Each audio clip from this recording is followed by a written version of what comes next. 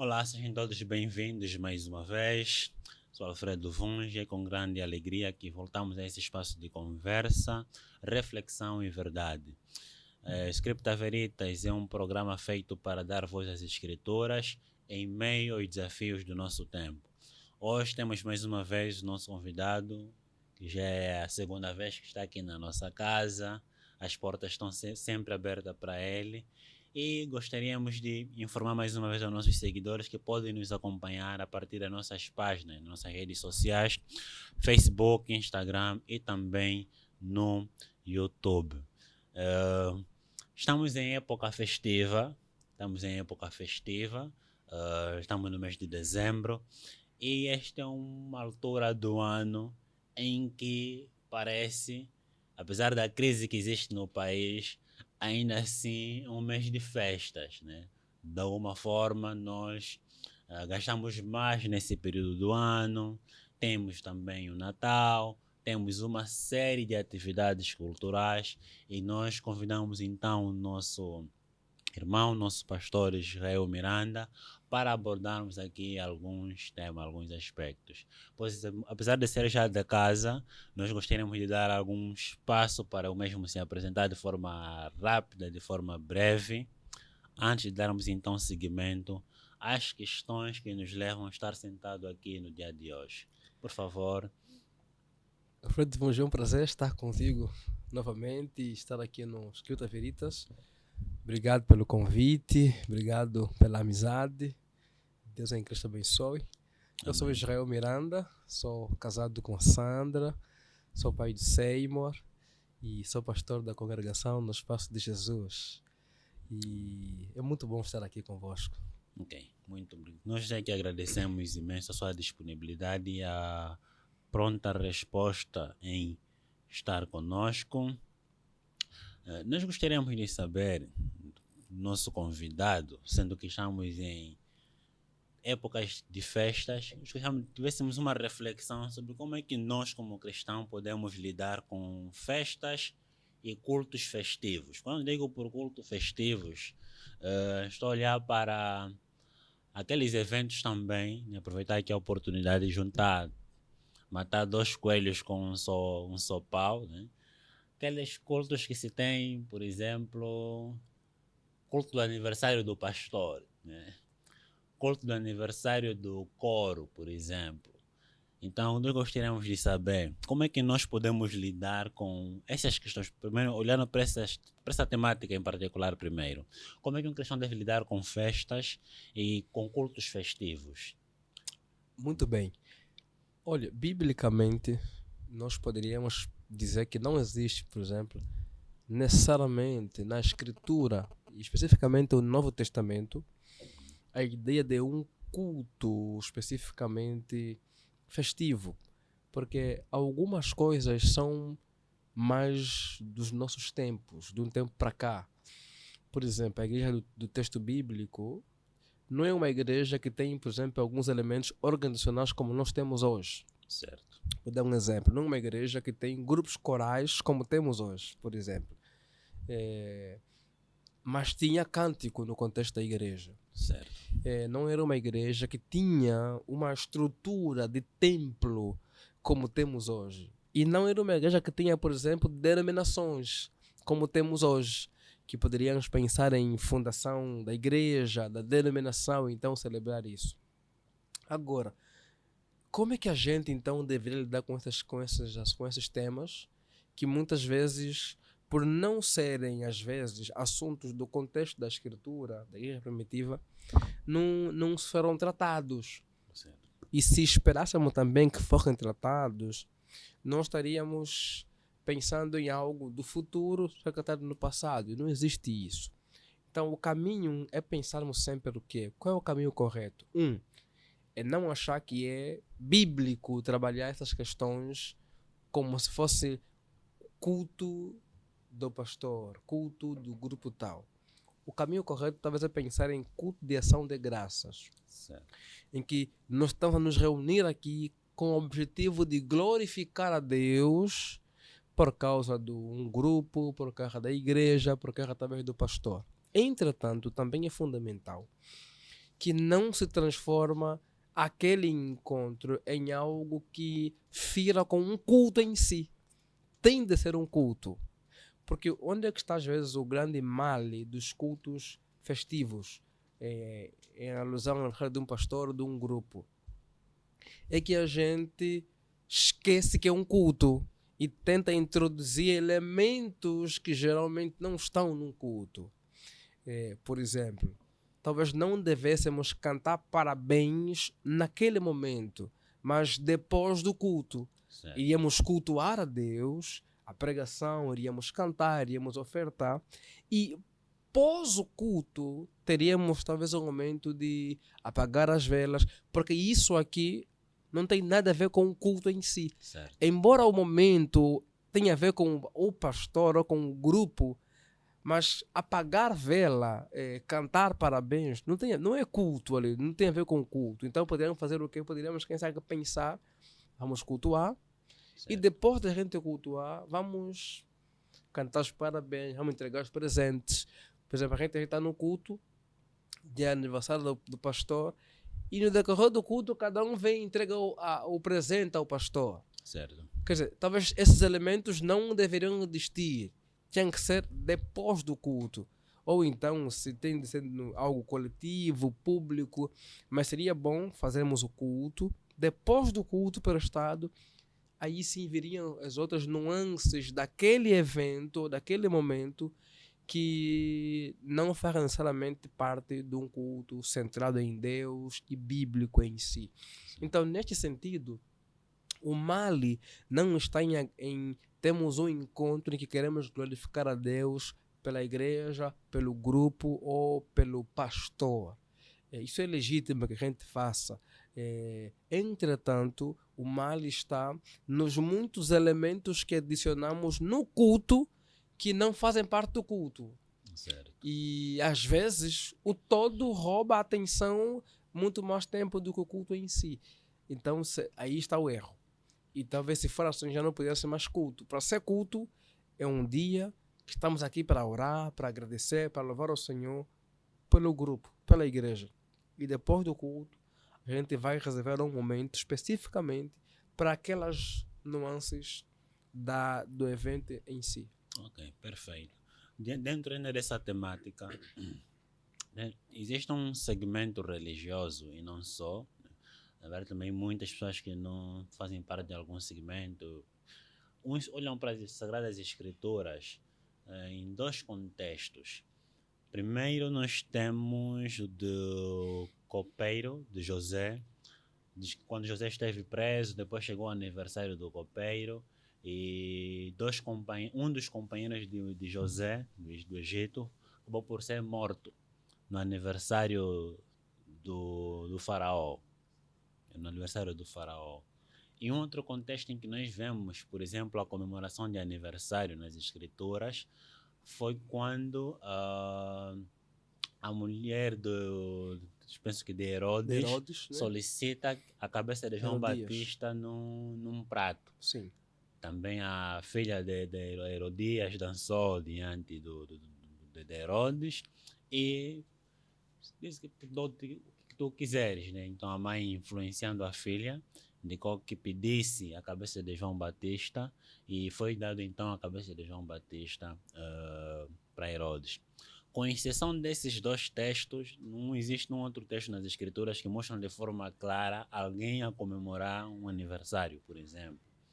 Não, existem pessoas que quando olham para essa realidade das escrituras, dizem que então não é certo se comemorar aniversário em circunstância alguma. Okay. Porque as únicas duas passagens que mostram alguém na Bíblia a comemorar aniversário, aconteceu alguma tragédia, aconteceu alguma coisa negativa.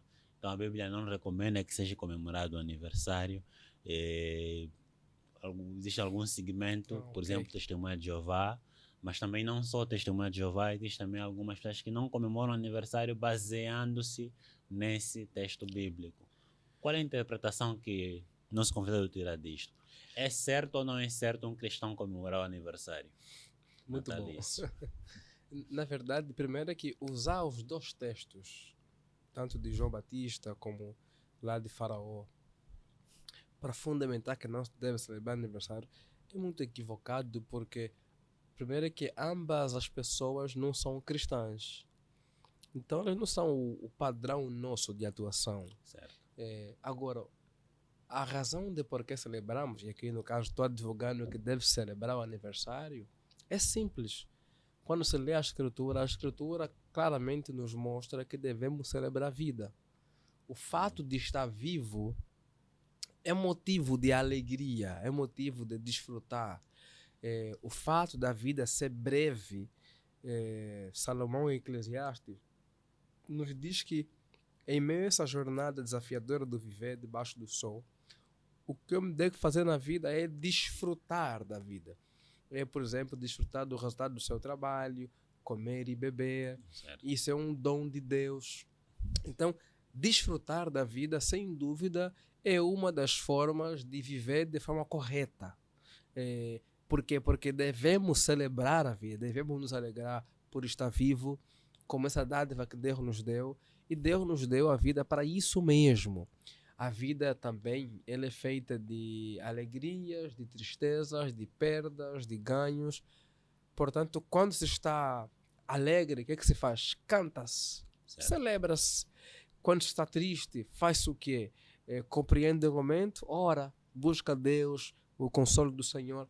Então, no fundo, a sabedoria bíblica nos leva muito mais a nos alegrarmos por estar vivo pela vida do que o contrário. Certo. Agora, também não precisamos ser dogmáticos, no sentido de que se alguém não celebra o aniversário está em pecado. Não, não é isso. Só se priva de algo que a Escritura não nos diz que devemos nos privar. Então você é livre para fazer isso, mas vai se privar da oportunidade, por exemplo, de celebrar com a esposa, com os filhos, com os amigos, ter um tempo de alegria que podem ficar na memória. E no fundo, é aquilo que dizem, a vida é isso. Então a vida é só mesmo isso, né? É aprender a fazer dos momentos pequenos, grandes momentos, que ficam na memória, que a gente aproveita, que a gente celebra. E a festa pode ser uma boa oportunidade de fazer isso. Amém. Então, é lícito cristãos comemorar o Natal, sendo que estamos nessa época do ano? Muito bom. A questão do Natal, ela é sempre muito desafiadora, porque os que são contra a celebração do Natal, eles têm pelo menos uns 2 a 3 argumentos. O primeiro deles, sem dúvida, é não tem na Escritura uma ordem para celebrar o Natal, ou então o nascimento de Jesus. O segundo argumento é não temos na Escritura a data do nascimento de Jesus especificamente. Certo. E há quem trabalha a ideia de que é muito provável que tenha nascido ali entre setembro e outubro por causa do período do ano. Embora há pesquisas que podem ajudar a corroborar que é normal que se perca em dezembro.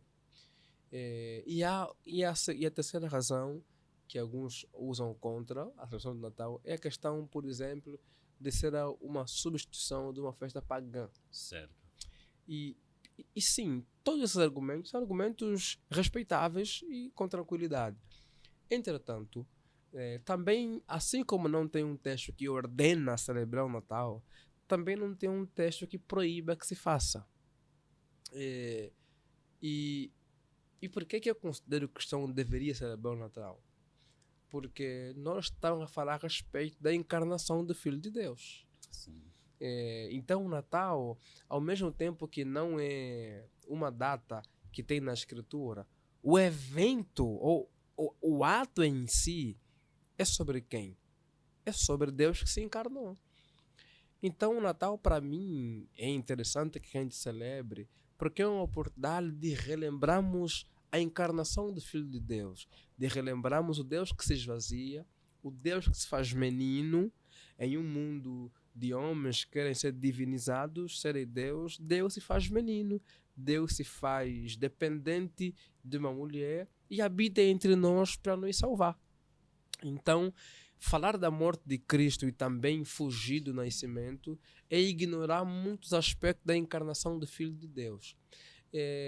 Embora sabemos que no cristianismo só começa a celebrar o Natal a partir ali, em termos de coisas oficiais, do quarto século, 736, embora já encontramos algumas discussões no segundo século, e concretamente entre 354 e 356, é que vai se encontrar ali algo registrado no calendário romano daquele período, que essa descrição, né? Jesus nasceu em Belém da Judeia, e então ali Papa Júlio vai de fato declarar o Natal como essa festa do cristianismo. A ideia inicial qual era? Era substituir o que? Algo de fato pagão, que era a festa ao Sol Invicto.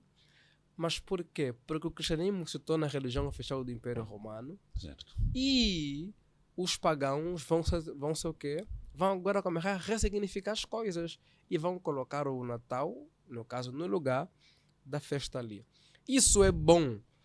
Não necessariamente, porque pode apenas incorrer no perigo de um cristianismo cultural, em que a pessoa passa agora a celebrar o Jesus no Natal, quando ele é pagão ainda. E isso a gente ainda vê nos nossos dias. Então, neste sentido, me parece que é interessante pensarmos em celebrar o Natal, primeiro, pelo evento Cristo. Certo. O evento Cristo muda a história da humanidade. Então a pergunta é, por que a gente não celebraria algo que muda a história da humanidade? Muda completamente. A humanidade mesmo antes e depois do nascimento, da morte e ressurreição de Cristo. E pensar a encarnação do Filho de Deus deve incluir isso. O nascimento virginal, a vivência, a morte, a ressurreição, a ascensão e depois a vinda de Cristo. Então, é melhor ter o Natal do que não ter, quando pensamos no evento Cristo. Segundo, é uma oportunidade de fazermos o quê? De pensarmos num cristianismo não meramente cultural. Como certo. pode se transformar, e se transformou o Natal hoje, né? Você vê gente que não é crente, mas celebra o Natal, festeja. Isso é bom, sim e não. Não porque vira só algo muito cultural, mas é bom porque é uma boa oportunidade de fazer o quê? De convidar alguém para a igreja, é uma boa oportunidade para dialogar alguém sobre o assunto, é uma boa oportunidade para estar à mesa com as famílias, com os meninos e falar a respeito e contar a história de Jesus e contar a história do Evangelho ali naquele dia. Então, ao mesmo tempo que tem esse elemento cristianismo cultural, é uma oportunidade de mostrar que o cristianismo não é cultural apenas como alguns fazem, e mostrar o autêntico evangelho, o autêntico cristianismo. Então, no fundo, é para mim bom celebrar o Natal por duas coisas básicas. Por causa do evento Cristo e por ser uma oportunidade do ano de comunicarmos o evangelho como ele é, fora dessa realidade meramente cultural que se transformou no Natal e até com elementos comerciais. Perfeito. Permita só. Agora, o caminho também, como a gente lida com isso, é não sermos dogmáticos também. Você que não celebra, não seja chato, que considera que quem celebra é do demônio, é não sei o quê. E você que celebra, respeita quem não celebra. É aquilo que ensina a Escritura. Você come carne? Ok. Você não come? Também ok. Você está a guardar o sábado? Ok, não guardo. Esse equilíbrio é fundamental. Por quê? Porque não é o tipo de assunto que necessariamente interfere em ser salvo ou não ser salvo, em ser cristão ou não ser cristão. Só respeita o outro, e quem celebra, que celebra de forma adequada, e quem não celebra, que aproveita a ocasião que está todo mundo ali na euforia e faz o quê? Anuncia o evento Cristo, anuncia esse evento Cristo que mudou a história da humanidade. Certo. E se formos a olhar para o argumento de que é uma festa pagã, sabemos que existe muita coisa pagã que nós usamos. A aliança é de origem pagã, os nomes que muitas das vezes possuímos também são nomes de origem pagã, representam determinadas divindades pagãs, há marcas de carro e uma série de coisas. Sim. E a Bíblia nunca olha para essas questões como se, por serem de origem pagã, acarretassem um determinado espírito capaz de influenciar as nossas vidas, ou impactar de alguma forma. Se a tem nossa uma forma coisa, Alfredo, que o cristianismo faz é ressignificar. buscar as O coisas. tempo todo está a ser ressignificado muitas coisas. Tanto no contexto do judaísmo Certo. para o cristianismo, como no Exatamente. contexto mesmo pagão ou não cristão. Por exemplo, a palavra evangelho é uma expressão que você encontra no Novo Testamento, mas que você encontra se referindo ao César. O Ok. nascimento de César é visto como evangelho. Ok. Porque César é alguém que o seu nascimento tem uma boa notícia para o Império Romano e para o mundo, já que ele traz que paz, justiça com o Império Romano. Então, Certo. há, por exemplo, a palavra seria, encontrou-se um calendário de perene, Ok. no contexto da época romana, do primeiro e segundo século, com inscrições demonstrando que o nascimento de César é dessa vez como o Evangelho, uma boa notícia para o mundo. E o cristianismo faz o quê? Usa isso Ressignifica. para ressignificar, para mostrar o quê? Que, na verdade, o Evangelho não é o nascimento de César. Não, é o rei de fato que veio aqui, que é Cristo, muito maior do que César, que é um reino muito maior do que o romano, que é muito maior do que essa paz e justiça que o Império Romano pode trazer. É uma paz maior, justiça muito maior, é uma alegria muito maior. Então, o cristianismo está o tempo todo ressignificando muitas coisas. Sim, eu Então- como exemplo, são variados exemplos que poderiam ser dados, que tomariam muito espaço. Sim, Mesmo ocorre com instrumentos musicais, por exemplo. Disse que para introduzir-se piano na igreja, piano, batuque, por exemplo, são por exemplo o batuque, por se usar muito em casas obscuras, né? Ou em terrenos assim de curandeiros, quimbandeiros e atividades similares a essa. Determinadas igrejas, se calhar até, por exemplo, o Brasil, acabam por rejeitar esses instrumentos por estar associado a religiões de matriz africana. isso mesmo. Mas nós aqui acabamos por utilizar de forma natural, quase que natural nas nossas igrejas. O piano recebeu alguma resistência. Então, conforme disse nosso convidado muito bem, existe sempre a ressignificação de coisas no seio do cristianismo. Por exemplo, tem um texto de Paulo em Atos 16. Atos 17, sim. Ele fez algo que No Aerópago. chocaria qualquer um de nós. Praticamente chocaria qualquer um de nós. O que Paulo faz é o quê? É como se existisse um hino secular, você introduzir numa mensagem bíblica ou numa música, num hino gospel, por exemplo. Está em Atos 17, 28.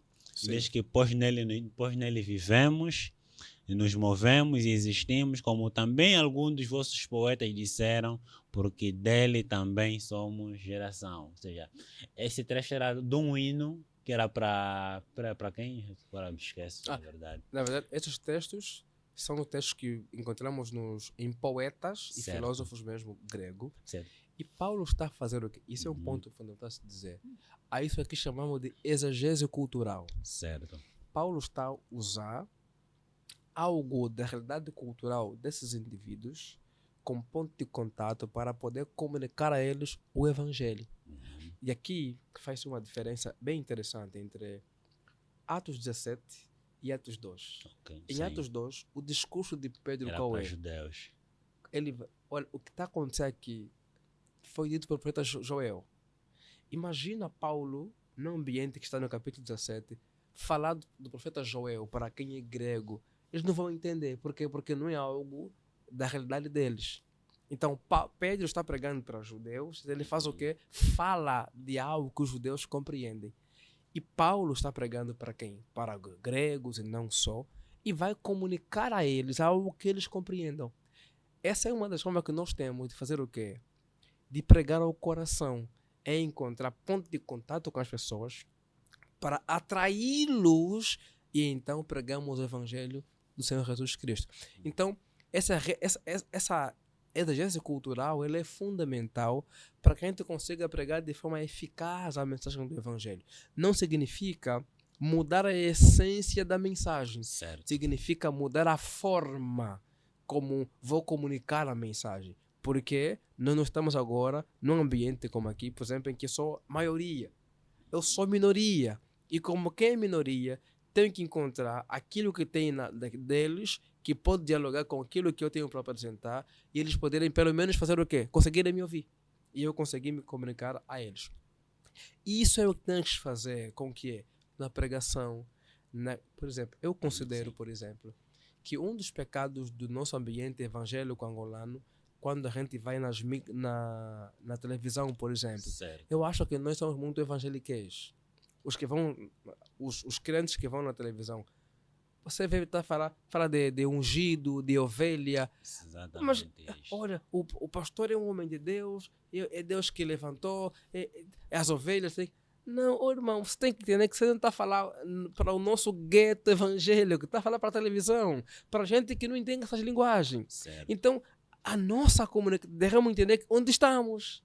Então, o cristianismo sempre nos levará a fazer o quê? A reinterpretar, a ressignificar, a fazer exegese cultural. E até mesmo aquelas coisas que muitas vezes no começo não tinham boa motivação, podemos dizer, a gente pode ressignificá-las. Porque algo não é ruim meramente porque a gênese é ruim. Pensar assim chama-se a falácia da genética, né? A ideia de que algo é ruim porque quem começou era ruim e não foi bom. Não, aquilo que começou mal pode ter um bom fim. Então, nós podemos fazer o quê? Se você considera que a base daquilo que é o Natal, que é fazer com que os cristãos, aqueles que eram pagãos, agora vinham o cristianismo e para celebrar o Natal, como deixando algo que era pagão para algo cristão, até podemos questionar isso. Mas nós podemos fazer disso o quê? Algo que seja bom para o cristianismo, que nos beneficia. Sim. E só a gente ter a humildade de pensar que como a gente pode encontrar caminhos de usar esse momento para quê? Para poder pregar o Evangelho e o evento Cristo. Exatamente. Concordo. Plenamente de acordo. Se me lembra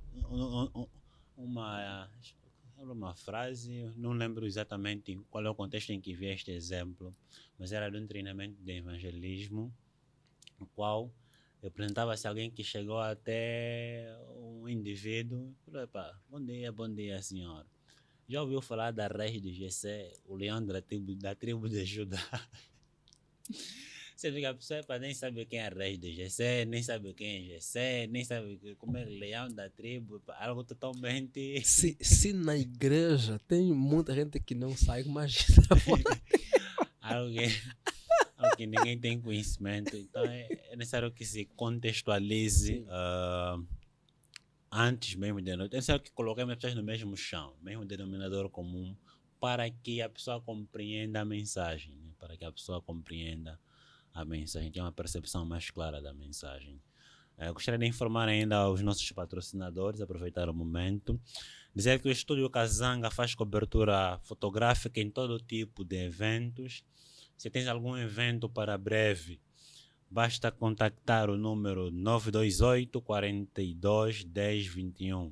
Poderá entrar então em contato com a Kazanga Estúdio, que faz cobertura fotográfica para todo tipo de evento, desde batizado, casamento, pedido, eventos religiosos e não só. Informar também que a Ecoar Sound, somos a Ecoar Sound, estamos abertos para a parceria, efetuamos montagem de sistema de som e transmissão ao vivo do seu evento, da sua conferência, cultos e qualquer outro tipo de cerimônia. Para isso, pode entrar em contato conosco a partir do número 932 09 52 e 89. Já estamos mesmo na reta final. Gostaríamos de ouvir do nosso convidado, porque de alguma forma reconhecemos também que este é um período de ano, ou quando existe festa, existem também os excessos, né? Os excessos. E como cristãos somos chamados a ter uma vida moderada, a evitar a extravagância. Lembrei-me agora de um exemplo do mundanismo no livro do Russell Shedd. Tem um livro cristão, O Mundo, a Carne e o Diabo. O título do livro é este. Ele dá um exemplo de alguém de uma irmã, certo grupo de mulheres decidiram começar a orar juntos na casa de alguém, de casa em casa. Uma semana na casa da Antônia, outra semana na casa da Joaquina e assim sucessivamente. E depois de terem passado na casa de uma determinada irmã, algumas desistiram. Desistiram de participar, eram ativas, mas desapareceram. Esquece agora qual é o nome que ele dá lá no exemplo. Depois quando vão ter com essa irmã, perguntam, por que você desistiu de estar nos grupos de oração? Diz que não, desistimos porque senti-me tipo humilhada na casa, sentiu-se humilhada na casa de uma determinada irmã. Por que sentiste humilhada? Diz que a forma como ela nos recebeu era uma extravagância enorme, né? Era uma extravagância enorme que ela sentiu-se como tipo, sentiu-se que realmente era muito mais pobre ainda do que ela já é, na verdade. Porque o tratamento que acabou por receber lhe causou um choque e viu que aquela irmã não deveria agir daquela forma perante, né, o extrato social que a maioria teve. Ela teve um determinado descuidado de alguma forma, nesse sentido. Então, quando estamos nesse período de festas também, acabamos por tomar conhecimento, por exemplo, de questão que fazem empréstimos, né, contraem dívidas com alguma significância simplesmente para um momento que era curto, que era breve. Quais são os conselhos que darias para os nossos seguidores, para pessoas que estão a nos acompanhar a partir dessas plataformas, de como é que nós podemos vivenciar, como é que um cristão, como é que deve ser uma festa de aniversário cristão, como é que nós podemos efetivamente comemorar o Natal de tal forma que as pessoas não vejam Cristo além das nossas posses, ou seja, acima de qualquer artifício dessa decoração toda que nós temos. Que o foco seja efetivamente Cristo Jesus e não qualquer bem material. Muito bom. Primeiro, é sempre não perder de vista que a vida não se resume ao final do ano, ou ao Natal, ou à festa. E isso envolve as finanças e também as pessoas. Portanto, se a vida não se resume ao Natal e ao final do ano, então eu preciso lidar com o Natal com a responsabilidade de quem sabe que daqui 10 dias, daqui 7 dias, daqui 8 dias, um mês, as coisas poderão voltar ao normal.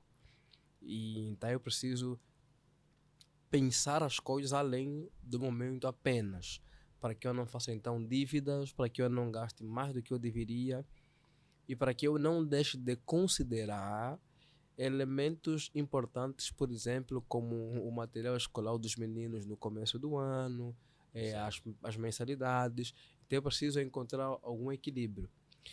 Embora exista aquilo que chamamos de 13º, mas recentemente eu percebi que em Angola, se não estou enganado, talvez só 3% ou 2% do angolano é que tem um trabalho formal, digamos, com contrato. Então, certo, boa parte das pessoas não tem um 13º. É muito mais a informalidade. sim. Às vezes ele mesmo é quem paga o seu salário, então não basta 13º. Então é fundamental levar isso em consideração. Uma segunda coisa é também lutar para que você não viva o ano todo, por exemplo, ignorando as pessoas, e só no Natal é que você quer demonstrar que se importa com a família, com uma união. Vai parecer uma hipocrisia, e então deves compreender que o Natal é uma boa oportunidade para tentar unir a família, para estarmos juntos, mas não resuma ou servir à família, o estar com a família ao Natal. Certo. É uma oportunidade. Digamos, eu já devo estar com a família sempre, de forma comum, mas aquele período é uma boa oportunidade para enfatizar isso. Então, isso é um outro elemento crucial. Terceiro, é também a forma como você vai celebrar. Tem pessoas, por exemplo, que, não, como é Natal, devemos nos permitir tudo. Não, é Natal, então vamos sair ali, vamos beber, vamos ficar até madrugada, ficar na rua a qualquer hora. Não, olhe para o contexto e não extrapola por ser apenas Natal. Sobriedade, equilíbrio, na forma como você lida com as pessoas, no próprio horário em si também, que você vai querer circular, porque senão você pode se expor a risco de vida Desnecessário. e perder a vida no Natal. E como somos africanos, e especificamente angolanos, há no nosso evangelicalismo um discurso, por exemplo, que setembro, outubro, novembro e dezembro são o famoso mês bro, em que os demônios se reúnem ali para matar as pessoas, para conseguir bater um tal número de que tem que morrer durante um ano. Quando na verdade a gente tenta culpar os demônios, mas é muito mais, primeiramente, pode ter ação dos demônios, a gente não nega essas coisas Sim. possíveis, mas é muito mais uma questão de quê? De nós realmente que nos colocamos, que nos expomos. Alguns bebem mais do que deviam e vai conduzir. Outros ignoram o cinto de segurança. Outros sobem na moto sem pensar no capacete. Outro quer andar a qualquer... Não, é Natal, todo mundo a festejar, então é tranquilo. Quer sair de madrugada, correndo riscos. E outro quer descuidar daquilo que é prudência. Certo. Então é bom cuidarmos dessas questões de equilíbrio. E por fim, como cristãos, é uma oportunidade de fazer o quê? De reunir a família, de estar junto com a família, de falar o quanto é importante e talvez aproveitar cada oportunidade. Um exemplo, se tiver a oportunidade, de dar um presente à família, dê-a. Mas não dê apenas. Aproveita a comunicar o presente que é Cristo para nós a partir daqueles presentes. Se não tiver um presente, faça a mesma coisa. Demonstrar Certo. que, embora não temos algum presente físico, esse dia é um dia que nós fomos presenteados por Deus, nos deu o seu Filho. Certo. Então aproveita a ocasião para quê? Para acolher a família e poder comunicar a importância do Natal. E isso, por exemplo, pode ser o quê? Uma forma de trazer o primo que não é crente. Não, vem para casa.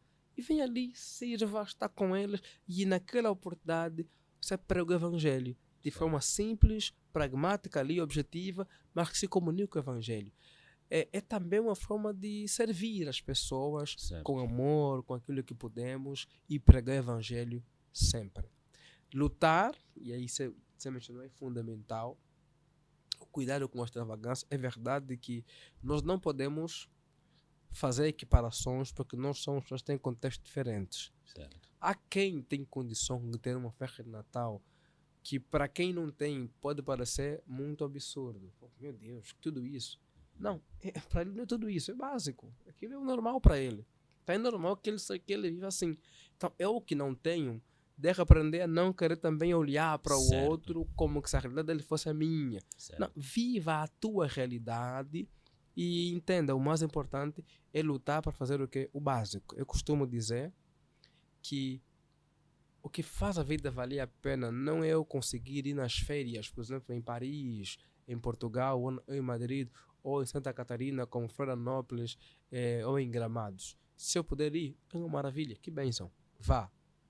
Mas o que faz valer a pena é eu conseguir comer o meu arroz com feijão e uma carne e desfrutar disso, tomar uma água gelada e conseguir apreciar. É saber desfrutar a vida, não apenas nas grandes ocasiões e grandes coisas, mas eu conseguir ter alegria em poder ter uma água a beber, um suco, um refrigerante e estar à mesa com a família. Isso é o mais importante. Perfeito. Já dizia a palavra, tendo o que comer e o que vestir, com isso estejamos contentes, estejamos satisfeitos. A sabedoria bíblica que é Eclesiastes, eu gosto de Eclesiastes. Inclusive, na semana que vem eu preguei Eclesiastes no capítulo 3. Diz, olha, o que o homem deve fazer na vida é comer e beber, desfrutar do resultado do seu trabalho. Isso é uma dádiva de Deus. Resumindo, para Salomão, o que devemos fazer aqui, sabe o que? É comer e beber. Resumindo, as coisas mais básicas. O que faz a vida valer a pena não são as grandes coisas. É conseguir aproveitar as coisas mais simples, como comer e beber. Então, se eu posso comer e beber, desfruta disso. Isso é que faz a vida valer a pena. Conseguir desfrutar das coisas mais simples possíveis. Amém. Amém. Ok. Estamos então, assim, foi mais um programa. Gostaríamos de agradecer o nosso convidado e dar também um espaço para ele dar uma mensagem de despedida e mandar beijinhos lá para casa. Muito bem, obrigado, Alfredo, pelo convite.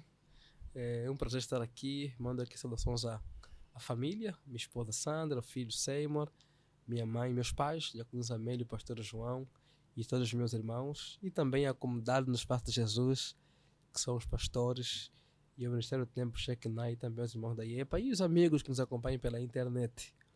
Aproveitem, você que celebra o Natal, celebre da melhor forma, para a glória de Deus, como diz a Escritura, quer comais, ou bebais, ou façais qualquer coisa, faça tudo para a honra e glória do de nome Deus. do Amém. Senhor. Amém. Deus abençoe. Amém. Obrigado. Acho que pode encerrar já aí, né?